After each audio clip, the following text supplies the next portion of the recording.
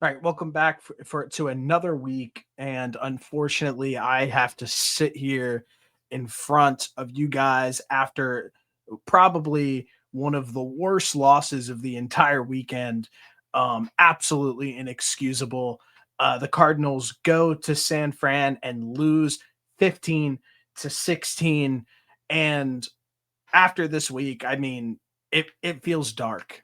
It feels it feels like things are trending in the wrong direction where it felt like for so long things were trending upwards. Arrow was pointing up. Now it feels like arrow's pointing down after the first 3 weeks of the season. The first thing that we need to address off the rip, I'm a Marvin Harrison Jr. defender. I love the guy. I thought he was going to be legit. I thought that he was that dude. I thought he was as advertised, and he's a generational top 5 bust. That's really all there is to it. He looks terrible. He's not a top 30 wide receiver in the NFL. And it's a tough pill to swallow, but it's the facts. I can't watch Marvin Harrison Jr. every single week get bullied at the line with how big he is. He looks so slow. He looks like he's moving in slow motion every single time. And then lastly, the one thing that I thought would translate to here is him having some of the most sure hands in the NFL. And what else is new? He keeps dropping every single fucking pass. In big moments, when they need a play to be made, they go to Marvin Harrison Jr., they go to their top dog, they go to the guy that they spent a top 5 pick on, and he never comes through. He never comes through in those big moments, and that's a big red flag. He dropped the big one across the middle. Obviously, that would have been what, like a 90-yard touchdown probably, unless he got hawked down with his slow ass. But then in the end zone, when he had the ball cradled in both of his arms, he smacked the ground and it came out. You have to come down with that. You have to come down with that. You are a top 5 pick in the NFL. Be a dog and make a play. Then when you go and you look back at that draft, it stings even more. Go take Joe Alt, honestly, at that point. Joe Alt was available. He's a great tackle. Or, hey, Malik Neighbors was sitting on the board as well. Malik Neighbors is an actual dog.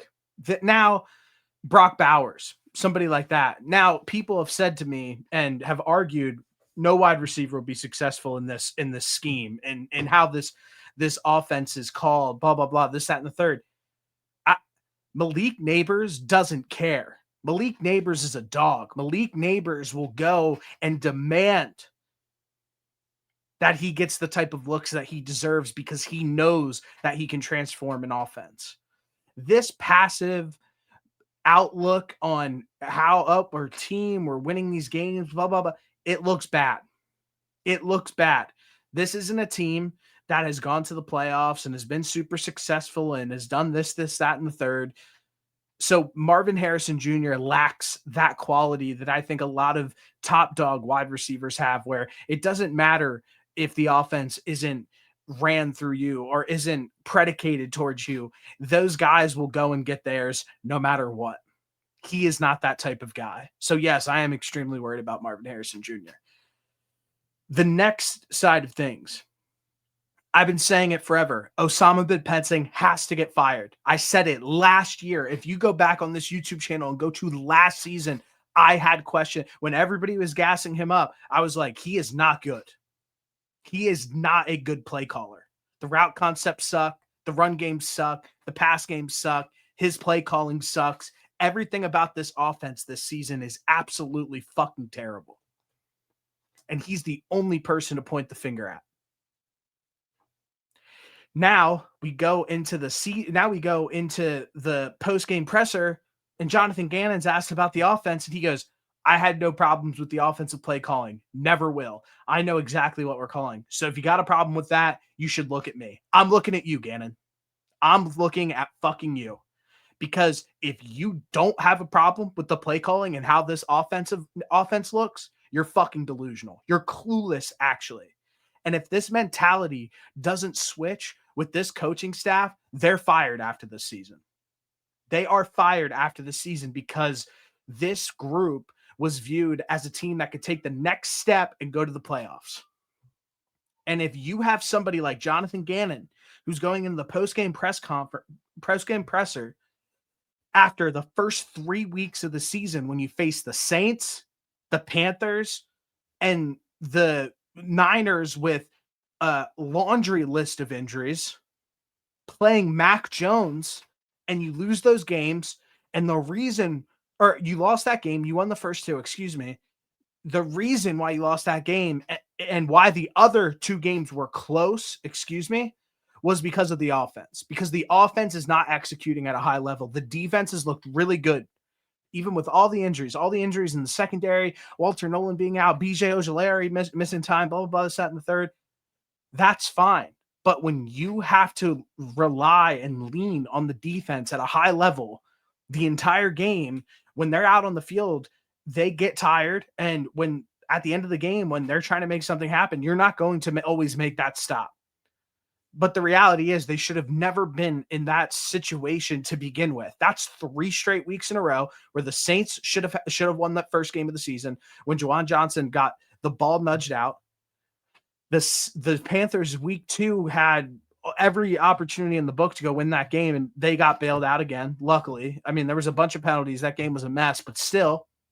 And then you go and you give up a game-winning drive and a game-winning field goal to fucking Mac Jones and the 49ers, the most injured team in the fucking league. And everybody going into that game is like, oh, like the defense, the secondary, we should be worried about the secondary, like blah, blah, blah. Well, the defense showed up. The defense showed up and did their job. You know who didn't? The offense. The offense outgained, time of possession, everything, the whole nine, and they laid a fucking egg. And now everybody online gets to sit here and say, oh, like Kyler Murray stinks, blah, blah, blah, this, that, and that. Kyler Murray has been playing at a fucking high level for the past 2 seasons, and he's getting let down by his pass catchers and this offensive coordinator. To strip back Kyler's game, it is malpractice. You take the lumps with the Kyler Murray experience. You take those dumb decisions that he makes because he's so fucking talented. He's so fucking athletic. He can make plays that a list of like 3 guys in the NFL can make on his feet: Lamar Jackson, Jalen Hurts, and Kyler Murray.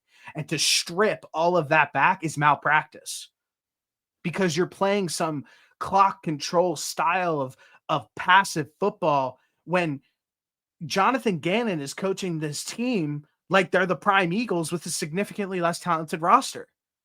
And to not be able to identify that is a big issue.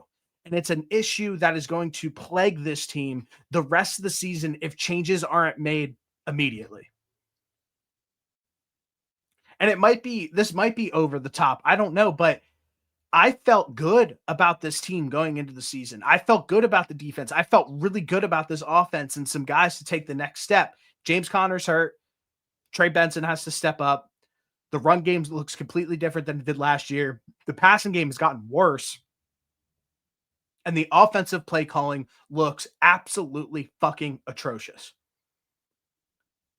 The passiveness on offense and the decision-making by Jonathan Gannon on defense and offense throughout the whole course of the game is not a winning brand style of football at all.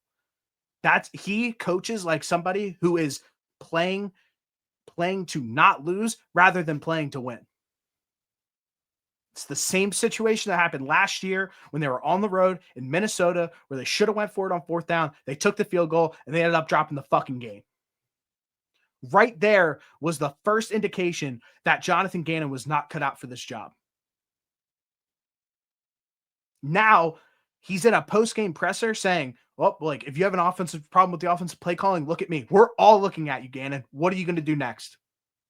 Because now you have a Thursday night football game against the Seattle Seahawks who's been torching people. And if you go and drop this game at home in front of the home fans, everybody's going to be looking at you to make some fucking changes. It's sad. This weekend, nothing was more upsetting than watching Kyler Murray's pass catchers absolutely fail him. Key drops by Zay Jones, DiMarquino. Marvin Harrison Jr. I'm done.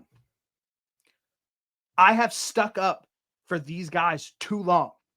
And to have Kyler playing some of the best football that he has in his entire career, not stat-wise, decision-making wise, efficiency-wise, making the right reads, he's taking that next step. He's proven that he should be trusted more.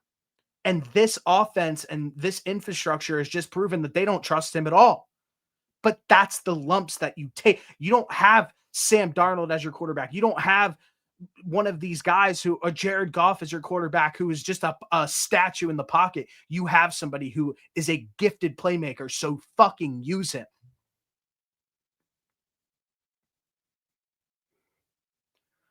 I think the only thing that we could probably look forward to, if you're a Cardinals fan, is on Thursday night, this offense lays an egg. If they go out and win this football game, that gives Gannon and the organization an excuse to leave Petzing in charge of the play calling, and that will plague them for the remainder of the season. So if you're a real Cardinals fan, if you care about this organization, you should hope that they lose on Thursday night. You should hope that they get smacked. You should hope that this offense looks like fucking shit. Because if they go out and they look like shit again, and Marvin Harrison Jr. lays another fucking egg, there needs to be some real conversations that need to be had. Because it's not on Kyler Murray. How about we look at the top 5 overall pick to finally make a fucking play? Because he hasn't once. Now with James Conner down, asking Trey Benson to step up in that bell cow role, can he even do that? I don't think so. And the run game's already looked like shit with James Conner on the field. There's a lot of question marks around this Arizona Cardinals football team right now. And it felt like going into the season, all of those questions were solved. Now there's more question marks than ever. People are saying, oh, classic Cardinals, blah, blah, blah. This coaching staff fucking stinks. Front office is amazing. Look at this roster that they have built up over the past few seasons. This rebuild is in full effect. It's amazing. I love this roster. It's deep on all angles, on all fronts. Now we have fucking injury problems. The coaching staff fucking stinks. And Marvin Harrison Jr. can't catch a fucking cold.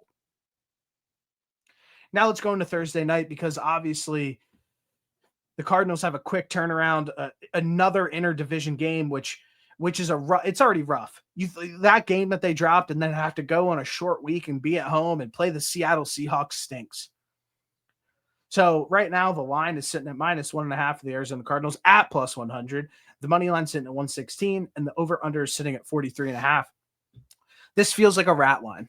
This feels like a line begging you to take the Seattle Seahawks. Why are the Seattle Seahawks underdogs? They've looked really good. The offense looks really good. Defense looks really good. They've actually had competent play. Jackson Smith and Jigba's a dog. Kenny Walker's playing really well. Blah, blah, blah, this, that, and the third. And then the first 3 weeks of the season, Cardinals struggle with the Saints, struggle with the Panthers, and lose to the fucking Mac Jones 49ers. Rat line. So I do feel like that this is an opportunity for the Cardinals to win just based on what this line is currently. I'm not betting on this game. I fucking refuse to. But that is all I have for this week. Quick week. A lot of shit happened. It was rough, obviously, this past weekend. I'm still pissed off about it, but that's just some takes that I have about Gannon, this coaching staff, Petzing, Marvin Harrison Jr., and what needs to happen for the Arizona Cardinals for the rest of the season to be successful. Thank you guys for tuning in this week. I just spit it. Good girl, we're getting paper as a passion. Collect the stacks.